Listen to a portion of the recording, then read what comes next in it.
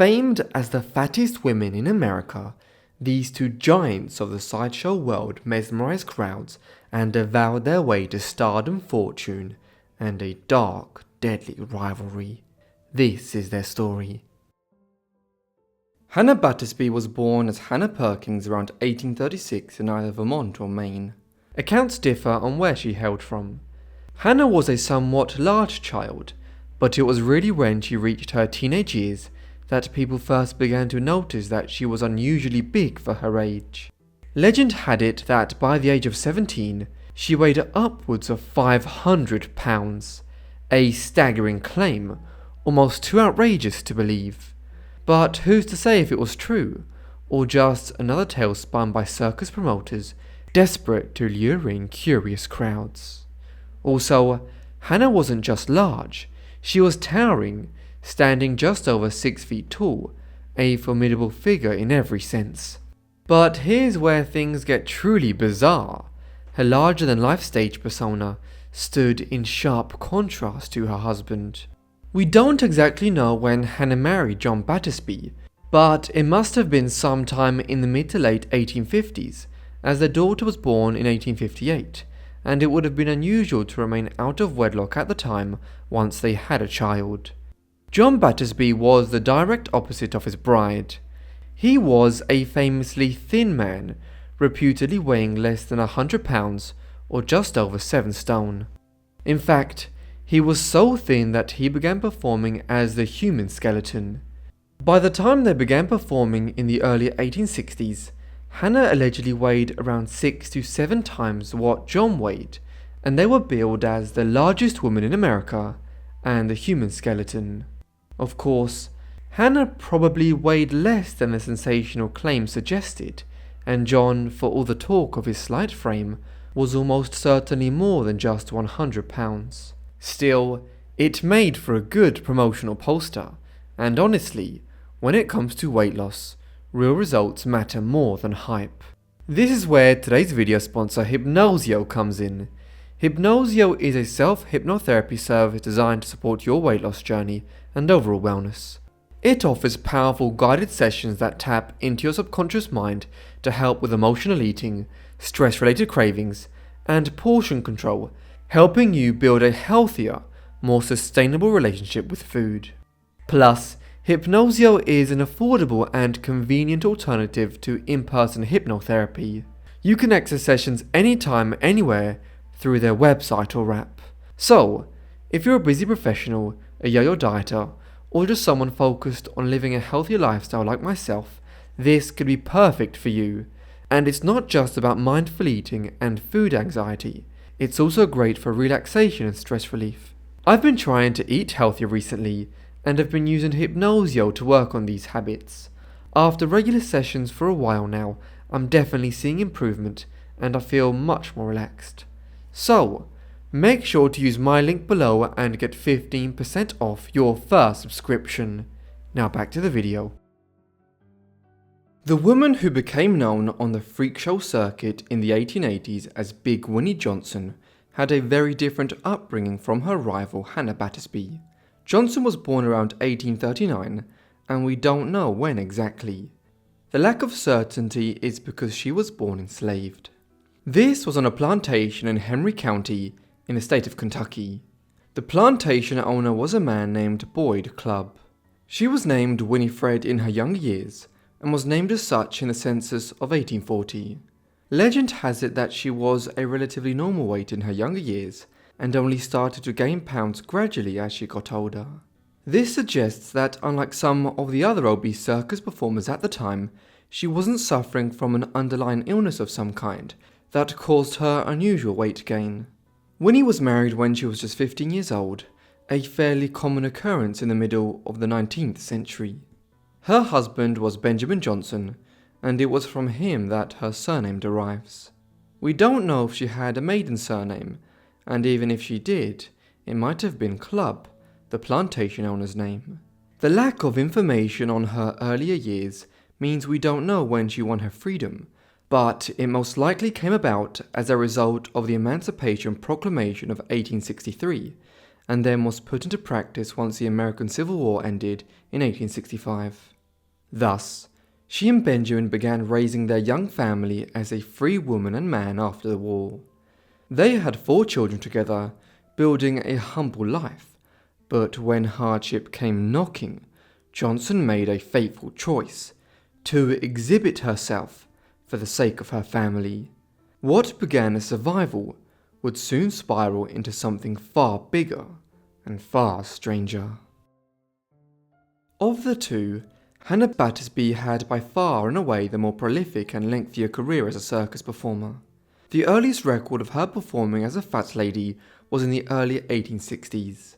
At that time, she was a member of the circus ran by the famed showman P.T. Barnum and appeared alongside her husband John. Their performance included a peculiar story related by John, in which he claimed that he had been thrown from a wagon in Pennsylvania and had been losing weight ever since. By 1871, the pair were famous enough that a booklet was published about them and their adoptive child, who was dramatically referred to as Zenobia, the renowned African cannibal child. The booklet didn't come with a disclaimer that Zenobia had never actually eaten anybody.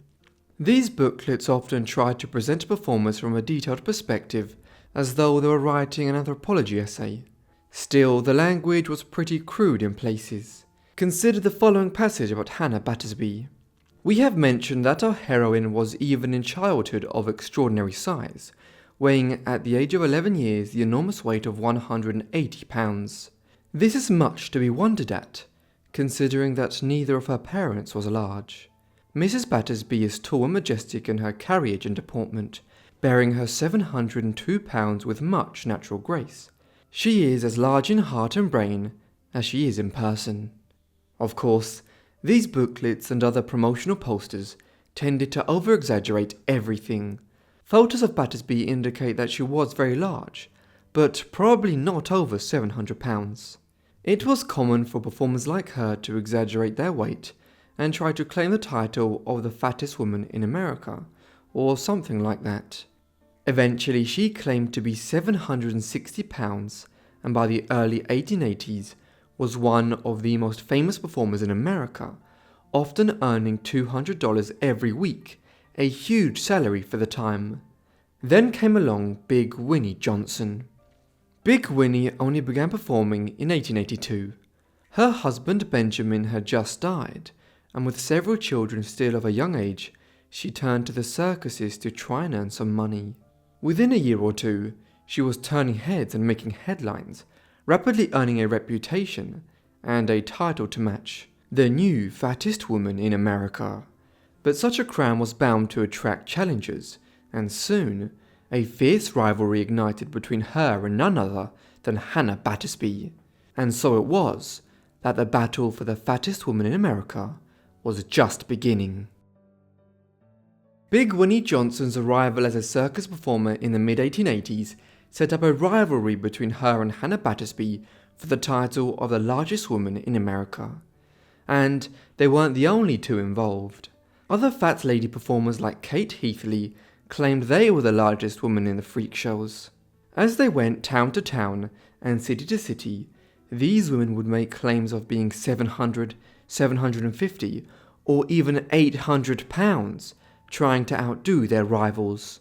At the same time, they benefited from the competition, and it added to the spectacle when people showed up to see them. Imagine it like a kind of Gilded Age world wrestling entertainment, with outrageous and acted stunts that people kind of knew weren't entirely honest, but went along with it anyway. It's not difficult to see why there was a lot of rivalry between these women. Well, they were earning a lot of money. At the height of her fame, Hannah Batispy was making over $200 a week, about $6,000 in today's money. Hannah was worth tens of thousands of dollars along with her husband as a result. Big Winnie Johnson and others saw her earning potential and wanted some of it. By 1886 and 1887, the two women were both doing very well from their rivalry. Imagine this. Hannah Batispy comes through town in January and is billed as the largest woman in America. You attend the circus she is part of and generally conclude that she might well be as advertised. Then, 2 months later, another circus comes through town and claims that one of its performers, Big Winnie Johnson, was the fattest woman in America. Many people showed up to the latest circus to pass through their town to see if this was really the case, or if Battersby had been larger. They could try and compare and contrast from memory, or by using the photographic postcards and posters of the two performers, which were sold at the shows. As such, while there was a rivalry between the two women, they played it off in such a way that both women and the wider shows around them benefited financially. It may seem unusual to our minds today, but people were really interested in attending such events. At the height of their rivalry, Johnson is believed to have made $250 in a single week in Cincinnati, as tens of thousands of people flocked to the show that she was a part of.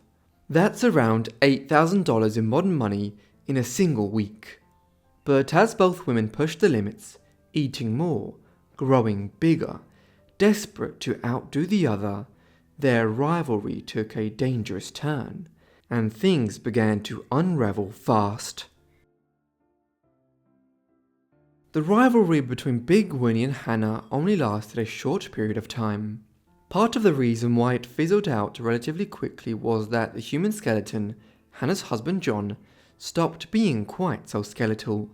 In the mid-1880s he suffered another accident, a real one this time, and as he recuperated, he started eating a bit more, and the pounds added up. At the same time, signs of possible health complications emerged in Hannah, and she started losing weight. As their draw as the fat lady and the human skeleton declined, they decided to retire. Both of them had been performing for at least 20 years by then. This was an unusually long time for circus performers to be working, who often made a lot of money in a 5 to 10 year period before retiring, often returning here and there afterwards for a large occasional payday. There were also health issues. Both women were in their late 40s and early 50s during this time. The average life expectancy in the late 19th century in America was around 65 years. That number obviously went down if one was clinically obese. As a result, Battersby and Johnson were likely nearing the end of their lives because of their excess weight, even as it provided their means of sustaining themselves financially. Both women died within a short period of each other. In 1888, Johnson was due to headline a show at Johnson's Dime Museum in the city of Baltimore. She made it to Maryland and was scheduled to appear when she became quite ill. She died on the 14th of September in her rented rooms there. Autopsies weren't very sophisticated at the time, but the doctor's conclusion that she had passed away from fatty degeneration of her heart probably wasn't too far away from the truth. Like her final years, Winnie's funeral was nothing short of a spectacle. Her body, too large for any standard procedure, had to be carefully rolled from her bed into an enormous custom-built coffin, more a shipping container than a casket. Word of the extraordinary send-off spread quickly, first through the local press, then capturing headlines nationwide. It took 20 straining pallbearers to lift her coffin, their faces red with effort, and when it came time to lower her into the ground, the scene turned surreal. A small crane was brought in to complete the task.